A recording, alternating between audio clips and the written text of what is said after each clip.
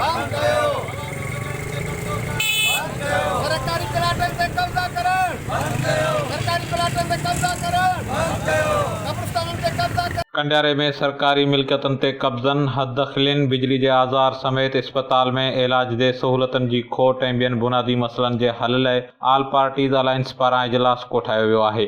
कंडियारे में HS-TV जे reporter Abdul Waheed चन्ना पारां उमाणियल ख़बर मूजिबि पुराणे टाउन कमेटी में कोठायल इजलास में तहलका बार जे general secretary Allahwarayo Kallu, professor Abdul Sattar Abro, Zafar Khoso, Anwar Ali, Zulfiqar Mallah ऐं ॿियनि शिरकत कई। इजलास में अॻुवाणनि ॻाल्हाईंदे चयो त असिस्टेंट कमिश्नर ऐं मुख़्तियारकार जे मुजरमानी लापरवाही सबबि शहर में न रुगो हददख़िलियुनि जो आज़ार वधी वियो आहे पर हाणे सरकारी मिल्कियतुनि ते पिणु कब्ज़ा कया पिया वञनि। हुननि चयो त इंतिज़ामी बेध्यानी सबबि गटरनि जो गंदो पाणी शहर जे मुख्य चौक चौराहनि समेत रोड ऐं रस्तनि ते तलाउ बणिजी बीहजी वियो आहे, जंहिंजे करे शहर में बदबू फैलिजी वई आहे ऐं मुख़्तलिफ़ बीमारियुनि जे पखिड़िजण जो पिणु ख़दशो पैदा थी पियो आहे। अॻुवाणनि चयो त सरकारी इस्पताल में बि सहूलतुनि जे फुक़दान सबबि रोज़ानो शहर तोड़े भरपासे खां ईंदड़ समें मरीज़ मुनासिब इलाज न मिलण सबबि ख़ानगी इस्पतालुनि जो रुख़ करण ते मजबूर बणियल आहिनि। जनत बिजली जे अणएलानियल लोड शेडिंग पिणु अवाम जो जीअण जंजाल करे छॾियो आहे। इजलास में सरकारी मिल्कियतुनि ते कब्ज़े, गैरक़ानूनी हददख़िलियुनि, बिजली जे लोड शेडिंग ऐं इस्पताल में सहूलतुनि जे खोट समेत